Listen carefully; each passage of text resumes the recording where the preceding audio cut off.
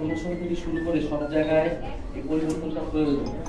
এখন ধরেন যে শিক্ষা সচিব যাকে আজকে তার যে ব্যর্থতা আছে এটা তো আজকে গতকালকে শুধু প্রমাণ হচ্ছে এরকম না। এর আগে আমরা জগন্নাথ বিশ্ববিদ্যালয়ের আন্দোলন দেখেছি, উনি পরিস্থিতি ট্যাকেল করতে পারেন এবং এই ধরনের আমলারা কিন্তু সরকারকে আরো বিপদে ফেলতেছে এবং জনগণের যে দাবি দেওয়া সেই দাবি দেওয়া পূরণের ক্ষেত্রে বাধা হয়ে দাঁড়াচ্ছে বিভিন্ন ক্ষেত্রে।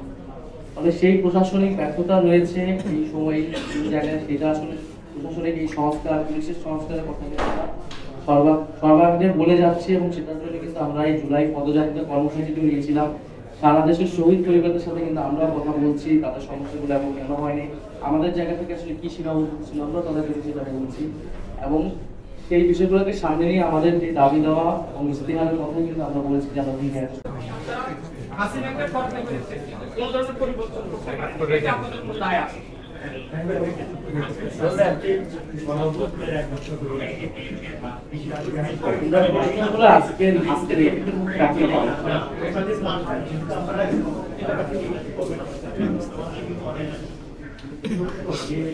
এখন পর্যন্ত ঢাকা মেডিকেলের মধ্যে যারা তারা অভিযোগ জানাচ্ছে তারা তাদেরকে বারবার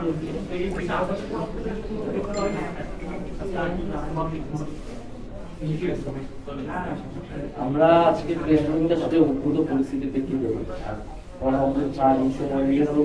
কথা বলছি, পদযাত্রাতে কথা বলতেছি, পরিবর্তন হয় নাই এবং মত প্রয়োজন, সে কারণে সেই আহ্বান আমরা সরকারকে জানাচ্ছি, সবাইকে জনগণকে জানাচ্ছি। আর এটা তো ঠিক যে প্রশাসনের বিভিন্ন জায়গায় তো আসলে এক বছরে এতগুলো বিষয়ে কোনো পরিবর্তন না হয়, আপনাদের সফল না হয়, অনেকে মনে করছে আপনাদের দায় আছে ব্যর্থতা, আপনি মনে করছেন কিনা যে এখনো পর্যন্ত প্রশাসনিক কাঠামোটা কোনো পরিবর্তন হয় নাই, ঠিক আছে? এখনো পর্যন্ত কোনো তাও পরিবর্তন হয় না। মনে করা হোক আমি বাংলাদেশ টেলিভিশনে একটা কর্মসূচি প্রোগ্রাম করি যে গণহত্যার বিচার নিয়ে, ওখানে প্রায় 100 জন শহীদ পরিবার সাক্ষাৎকার নেওয়া হচ্ছে, তারা প্রত্যেকে আসলে ক্ষুব্ধ।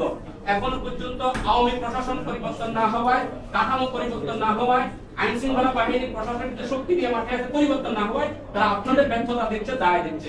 কি বলবেন আপনি?